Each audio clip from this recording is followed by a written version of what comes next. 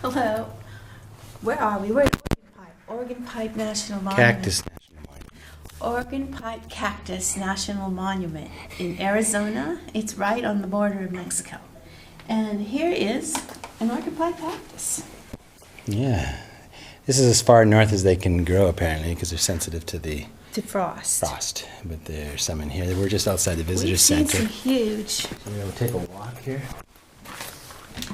We're going to take a walk by the visitor center. This is their little nature trail.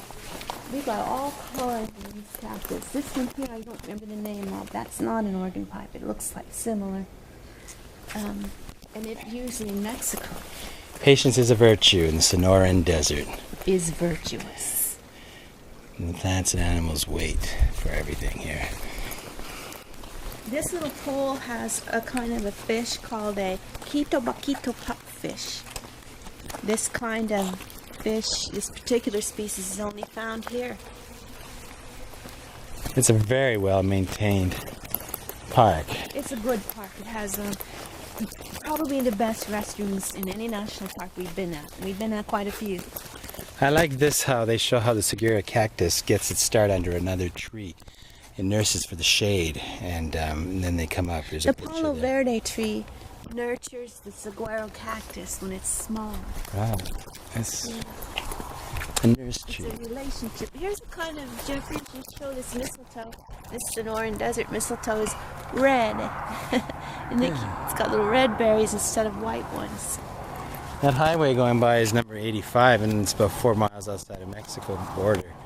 So these people are heading to Mexico. Here's a Right up prickly there. pear cactus. It doesn't have any fruit right now.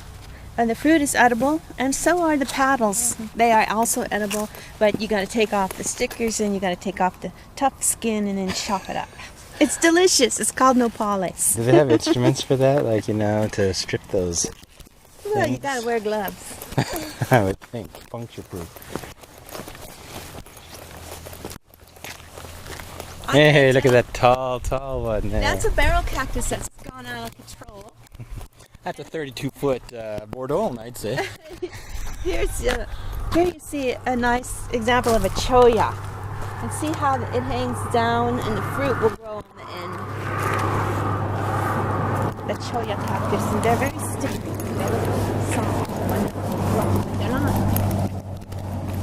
One of the things we've noticed about the desert, at least I have, is that even though there aren't very many cars going by, when one goes by, you hear it for miles. It's just kind of like an echo chamber. The air here is clear and it's flat, and you can hear from a long ways. Yes, cars are a lot louder. This than line of squirrels. We just finished watching an interpretive film in the visitor center, and they were telling us that one of the local Indian tribes, the word for saguaro cactus is the same as their word for person, because they believe that there's a legend that a little girl was taken underground and her soul came back in the form of a cactus, and so they believe that these are risen people. It's kind of neat. And then when Christianity came, they replaced crosses, so they understood that already. They understood that. They used to see the Symbolism. saguaro as a symbol of a risen person. Right. And the cross, which looks a little like a cactus, they could understand that symbol. Yeah. Here's a beautiful cholla, Jeffrey. You can get that one on film. See how it drops? The fruits, yeah. It drops on the ground, these little balls that roll away or get blown away and reproduces.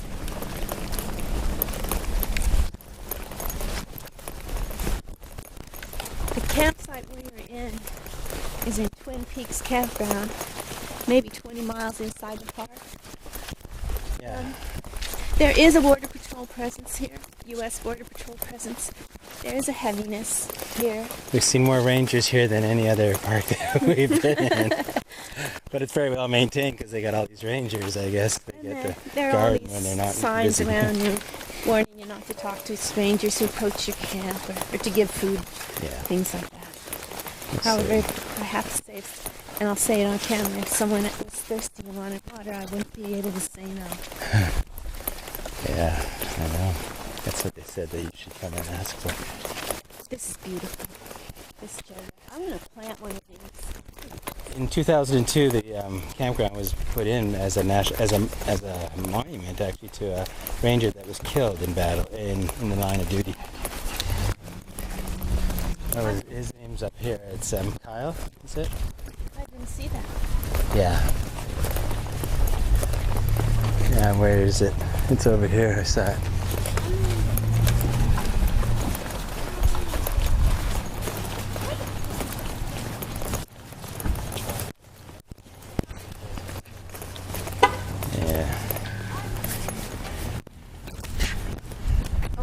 Chris Agel, and they said was slain in the line of duty.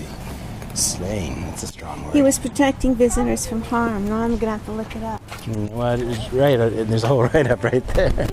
Do park rangers carry guns because of wild animals? No. I see. Talks about the border patrol difficulties. He stopped on the He was gunned down while pursuing members of an alleged drug cartel who illegally crossed the border after committing a string of murders in Mexico. He was 28. They loved. So that's the name of the campground. Twin Peaks is our campground. Oh yeah, Twin Peaks, but Chris Agel Visitor Center. Sorry. All right. That was a little walk around the visitor center, and I guess we can turn this off and we'll see you. Well, there's just one other thing, there are a lot of trails around the campground, so there's many places that you can go walk in the desert. They do have solar heated showers. I usually report on those. Yeah, give us the shower report. But don't try it in the morning, because it needs the day to kind of heat up the water. It's a solar collector, not a solar generated. It's not a battery solar, it's an actual solar collector. And so if it's a dark day, the water's cold. And if it's morning, the water is cold. But the path, the Palo Verde path from the campground was a little over a mile, and it, on a hot day, you'd feel the heat. There wasn't much shade, but there were benches along the way. Oh, also the showers are free. They're not coin operated. Right. Be aware where you're pointing at. I was noticing. All right, so we say goodbye and happy trails. We'll see you in the next place.